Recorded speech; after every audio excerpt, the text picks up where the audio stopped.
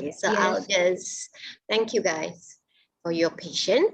So I'm just going to try to Chawan it, is it? Yes, I got it now. Okay, so I know the title is text as data, but of course, when you got a text data, you need to do something with it. You just can't present it as a raw data. I think anybody will just throw it out the window because especially qualitative, you got so much messy data, let me say. So this is just, I want to share this slide. It's a very normal unused slide because my email address is there. So please, I really interested to know what people are doing. If I can help, I will help. If not, I usually refer you to, like, you know, you're doing grounded theory. Prof. Tong is actually the guru of it because he done a PhD on it. So grounded theory, I'm a so person on it. But I know contacts, so I'll be most happy to refer you. So please do email me just to say hi, it's okay. Now my agenda looks very packed. What is data? What is the basic principles? And what are the different approaches? I tried to put it in a nutshell, but please remember, this is not a complete explanation about data analysis. It's never that simple, let's say. So I think first of all, I wanted to stress on data because the quality of your data will influence your analysis and interpretation. If you just collect everything, anything, you know, participants get so passionate and immersed, they tell you everything from A to Z. So you have to be very careful about what data you collect so that you can make sense of it. You don't want to waste hours looking and searching for the gold nuggets there. So remember, data is to help you, you know, to measure or to describe or interpret. So how you actually collect is how you're going to manage your data. So we talk, you know, everybody, you know, nowadays with the 5, you know, the revolution IR. Now we talk about what is big data. So sometimes I wonder, oh my God, where is qualitative data? You know, people talk about big data is all those numbers and, you know, megabytes or whatever bytes. Okay, and it's huge. It's huge. And basically, I was a sign of relief when I look at a reported, predicted data collected. There's actually now a very strong trend to unstructured data. I say yes, because qualitative data is unstructured. We can never have structured data. That will be like measurement. So we got a light at the end. There's a lot of demand for unstructured data, and that's where we sit. I put myself timer. So, but you should never collect all the data and just say, oh, let me just ask. You will have a big, not headache, a big migraine if you just actually transcribe and read it through. So in qualitative data, you have to know what data you want. And that is very important. And you go back to your basics. Your data is a research data. And the purpose is actually for you to actually analyze and also to validate or answer your research questions. So data collected accordingly only. So that's why it's important, is because definitely I, as a supervisor, I really find that my students are so passionate, they collect so much data until like, it cannot find the rose in the jungle. You know, so you have to be very specific also. I think this, like everybody know what is qualitative data. If you join in this group, you must have some liking for it. Let's hope so. So as you know, qualitative data is definitely 360-degree different from quantity. You know, we're talking about words. You must like language. You must like people. That is where you get your data. Right? So as usual, you know about this, you know, this is traditional where you can get data. So I'm not going to go to that, but this is where I want to go to.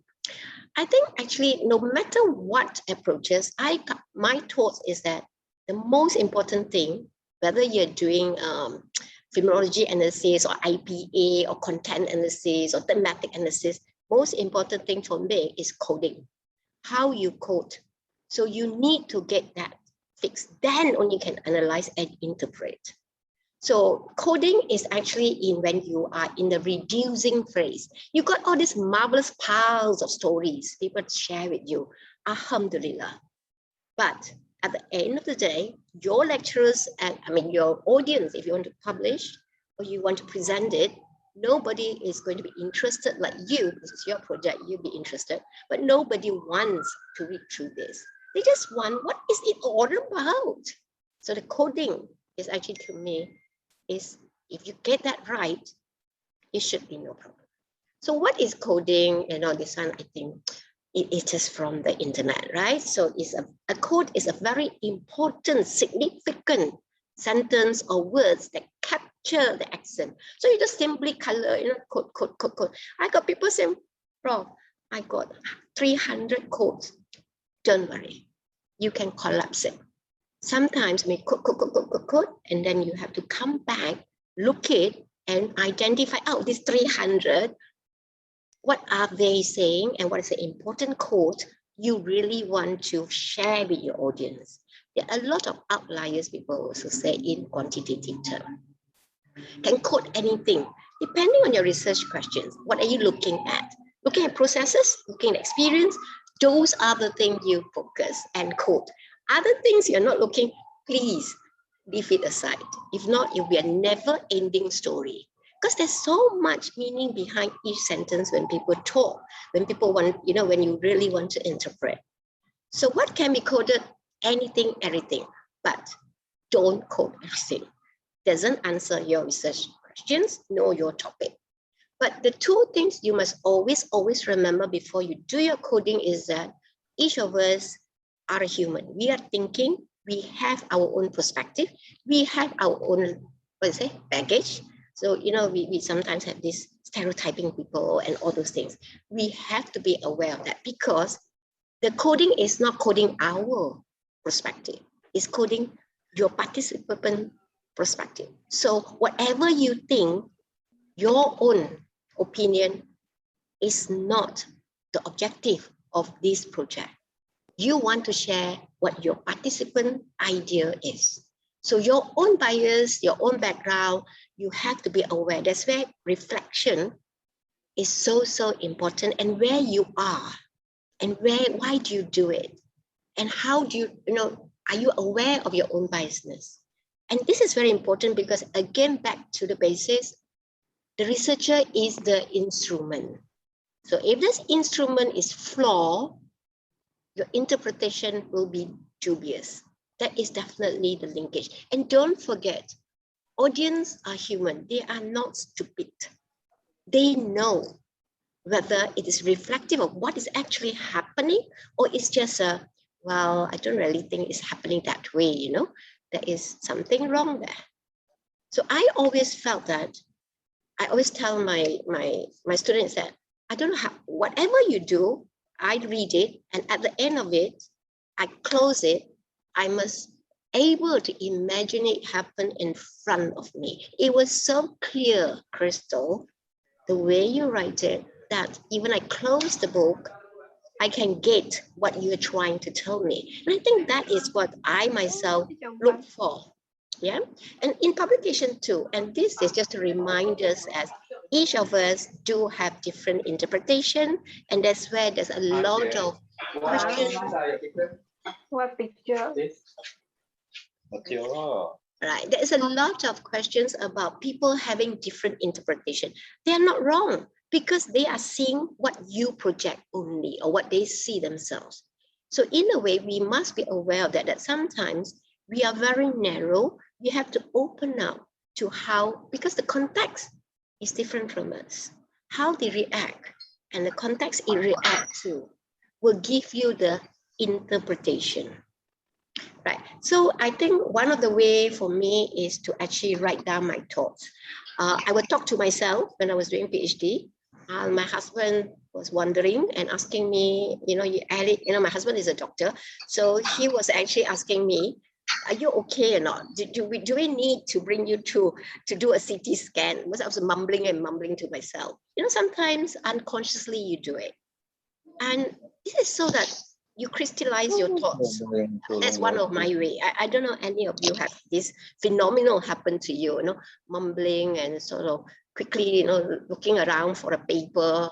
I did that. I'm a very messy person, actually. So I will jot down things here and there. But alhamdulillah, what I jot down, of course, only I will understand now. But that should be the way, isn't it? Because it's a very personal So don't worry when people talk about, why are we doing here and there?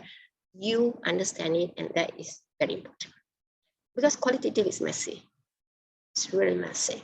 So you also, before coding, you have to decide, after you code, how do I ensure that it is actually a credible coding? So always look around and prepared that people, your research team or your supervisor or your friend will be happy to actually check your coding. Of course, some people say you can give back to the participant, but don't forget, if you give back to the participant, there is also a time constraint that you will be in and out. Please don't forget, participants, their level, they don't understand qualitative data. So basically, if you give it to them, they will be like, lost in the woods also. Then you have to bring them, that's what, So in a way, I always find that back to the participant is just to confirm what I hear and what I transcribe is correct or not. But the coding is actually a different mind game if you give them the coding. You will have a lot of problem because they don't understand how you actually do that. So in a way, the coding checking I usually would advise is a person who knows something about qualitative data, but obviously who is not doing the interview, maybe is another research team. So you got an independent person that actually look at it. Then it will be a bit easier to discuss it too. And this is, I just picked it out, but I thought that's what coding about. You sort it out, you synthesize it, you theorize it. So this is a very straightforward. Now the next two slides is telling some of the steps and strategies that, I think most of us know that we should code as soon as we collect the data, because if not, we will forget the context. So how many times do you read? I will always say is for myself, you transcribe, then you code, right? I did write transcribe, yeah? You transcribe, you code. I always felt, for me, I don't know about you, I have to read 3 times, minimum. I read from 8 until the 8, 1 hour of how many pages, 20, 30 pages. I read through it. I put it aside, think about it. Then I go back to it and I read again if I felt that, what did she say roughly? Then you feel that you got a good grasp of what the whole thing is about. Then only you go individually. It's a bit like, I'm a lecturer, right? So that's what I do for marking. I'll look at all the answer and then only I will do individual marking because I need to grasp the level. I need to get a whole idea. And I think it works for me in coding. Read and read, then only you code. Understand the whole story. Then you tease out, they call it, the main significant ideas. Then you can have a cookbook.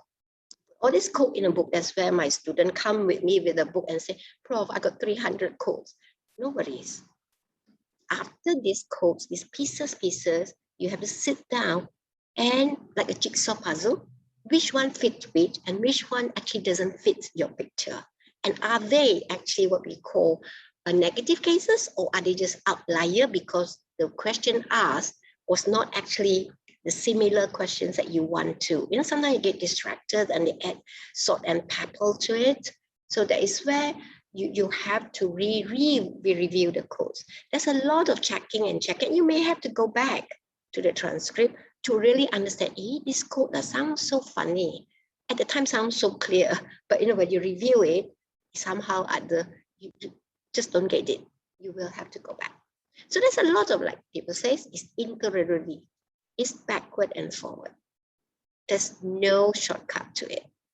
No shortcut, right? And this is a things to consider when you look at people text, the context, how they speak, and all these pauses, is it significant or not? So those are things you have to bear in mind, especially the context and how it happened. And I always show this to my my students who get very upset. This one is 30 to 40, they got like a few hundreds. No? So I said, no problem. It's a normal thing to happen, especially if you are first time doing qualitative. Even with us experience, so sometimes we get lots of codes. It's not that easy. Then only you reduce it. When we say reduce, you actually synthesize it. Whichever code come together. You actually lump them together. Now, I think Prof. Tong has said Brian and Clark also about thematic analysis, and she is coming. So we can ask from her, but these 6 steps has been internationally, everybody talk about it, and nobody actually will say they don't know about it, because these are the most popular and most clear instructions on how to do your coding. Now, there's a lot of analysis steps, especially for phenomenology. You have Venkam, you have Kalasi, you have Mustaka, Georgie, beautiful name. But the steps, some of the steps you may actually have to really second think, about, is that what they meant? So the steps is very important, actually. If you don't understand the steps, obviously, you're going to go round and round and round. And qualitative data can run circles around you because it's so subjective, right? So I just want to quickly share an example. Yeah, maybe we can wrap up in about 1 or 2 minutes. Yeah? 5 more minutes, right? Good. Right. So this is just to tell you, people code it, and this is a transcript, how the final and the initial coding comes into it.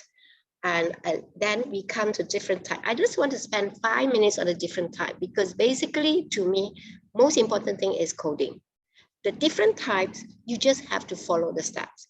But this question have come up again and again. Is content and thematic analysis similar? Actually, people tend to use it interchangeably. But if you look at the thoughts behind this analysis, it's actually different. Content analysis, usually the original, means that you must count the frequency of the theme or the words that come again and again. And the more times you say loved, for example, then it becomes a significant sentence.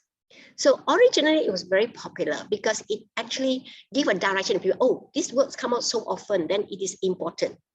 But you and I know that even if your husband or your boyfriend says that, I love you 1,000 times, are you sure that he really loves you, or he just paying lip service to reassure you?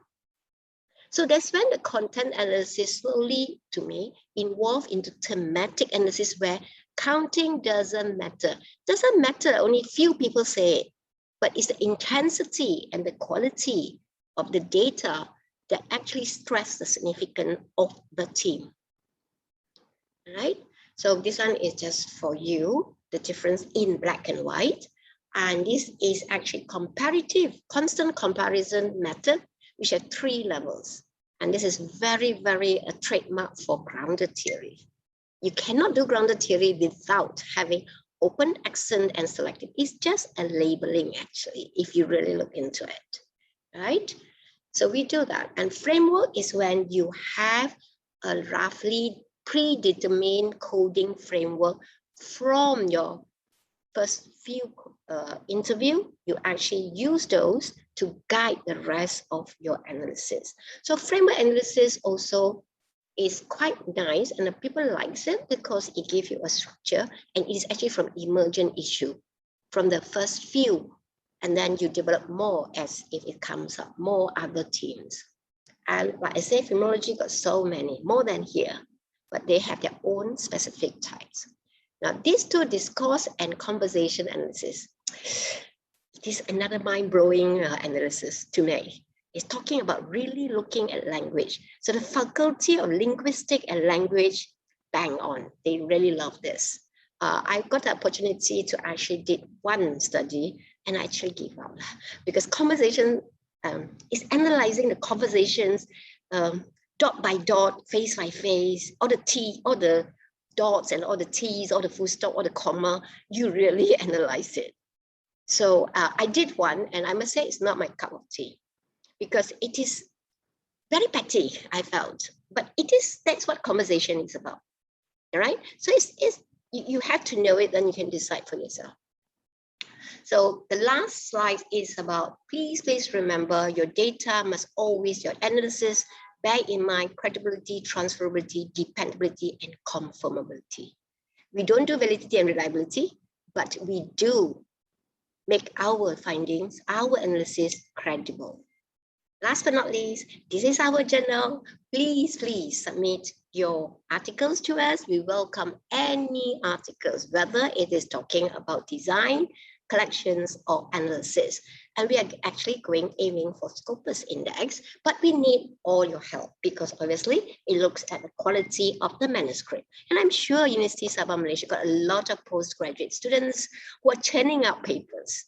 So if you're doing qualitative, we are the journal. Support, betul kita cakap Malaysia, kita supportkan Malaysia product, okay? So this is truly from QRAM, and we actually started it in I think 2005 or 7. So it's got a record and it's now online, so it's very easily accessible. So for your own profile, anybody can access it and they can get it and they can quote you, right? And so thank you so much. We love to see you in our IQRC on the 21st October. And please don't forget to go to our website, and these are where you will see all the information about our association, about the journal, and about our conference in October. I really hope to see you there, and we can continue our conversations and our friendship. So thank you very much.